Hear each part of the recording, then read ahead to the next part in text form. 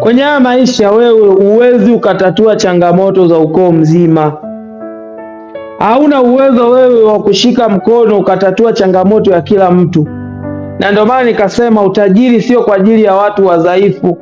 Yako mambo kwenye familia yako yakitokea, unatakiwa uyaache kama yalivyo, na sio kwamba yakuumizi, ila ni kwa sababu una malengo.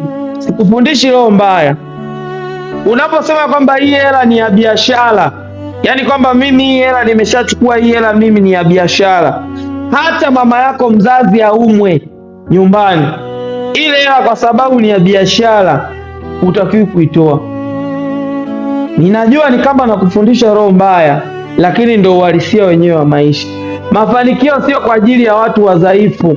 Mafanikio ni kwa ajili ya watu ambao ni strong, ni kwa ajili ya watu ambao wana uwezo wa kufanya maamuzi magumu.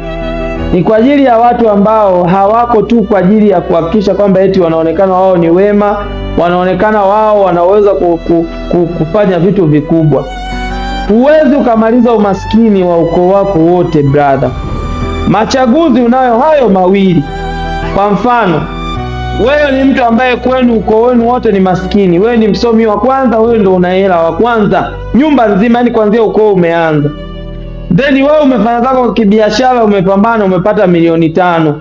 Wewe unataka umalize umaskini wa familia nzima, basi nikuhakikishie wewe ni maskini mpya mjini kwenye ule ukoo.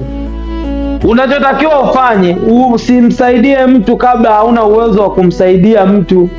Umeona? Yaani kama hauna uwezo wa kumsaidia mtu, usimsaidie. Jijenge kwanza wewe binafsi. Jiwekee uwezo wewe binafsi wa kujisaidia. Ukishajijengea uwezo binafsi wa kujisaidia, ndio utakuwa na uwezo wa kusaidia watu wengine. Kwa hiyo asesi kipato ulichonacho, kikuwa na mipaka. Hata kama wewe ni Mkristo unasoma Biblia, imesema kwamba amelaaniwa mtu asiye na mipaka.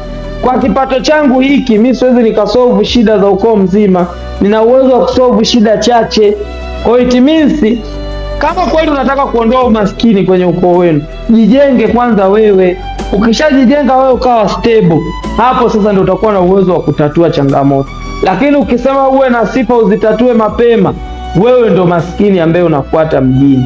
Sikufundishi roho mbaya, lakini tafakari kwa